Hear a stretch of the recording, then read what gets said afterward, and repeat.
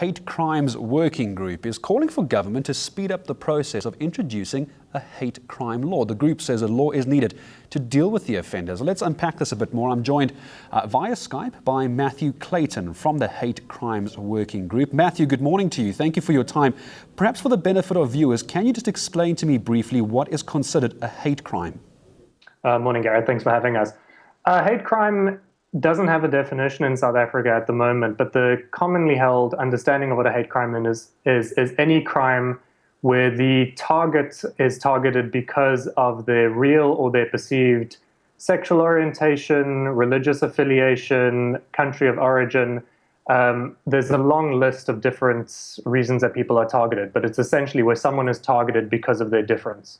So here's the obvious question. It's something we report in the news often, whether it's xenophobia or crime against those with a certain sexual orientation. Why is it not recognized, A? And B, why is there no official monitoring, do you think?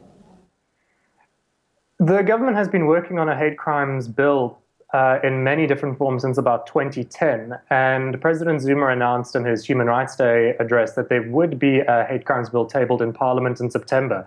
So as far as we know, that deadline is going to be missed. It is a very contentious issue, especially now that the hate crimes bill is going to include hate speech and the criminalization of hate speech. There's a lot of broad constituencies that need to be consulted about what this law has to contain. So it is a very contentious issue. But without the Hate Crimes Act, there currently exists no way for us to understand where people have been targeted because of their sexual orientation or because of their country of origin, for example. And that makes it incredibly difficult for us to craft responses.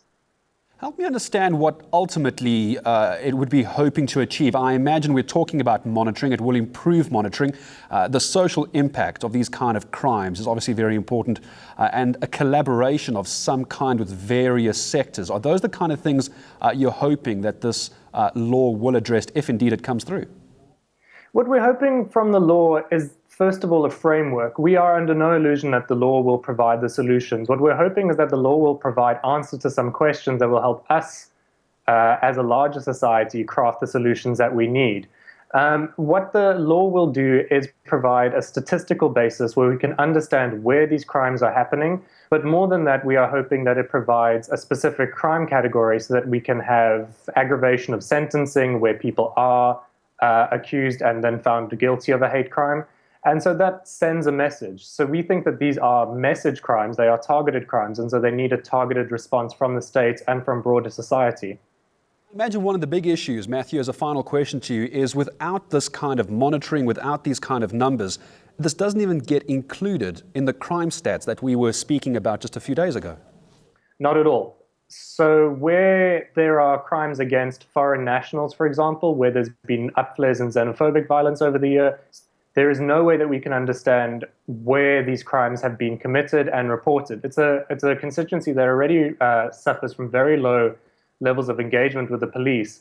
And so without a specific crime category, all of the specific damage to property that we saw with the last flare-up of xenophobic violence, including assaults, murders, they are all included in the broader crime statistics. So it makes it next to impossible for us to craft a proper solution to end xenophobic violence. And that includes violence against LGBTI people and religious minorities at the moment. So the short answer is that we do not have any understanding of hate crimes in South Africa, aside from the several civil society monitoring platforms that exist.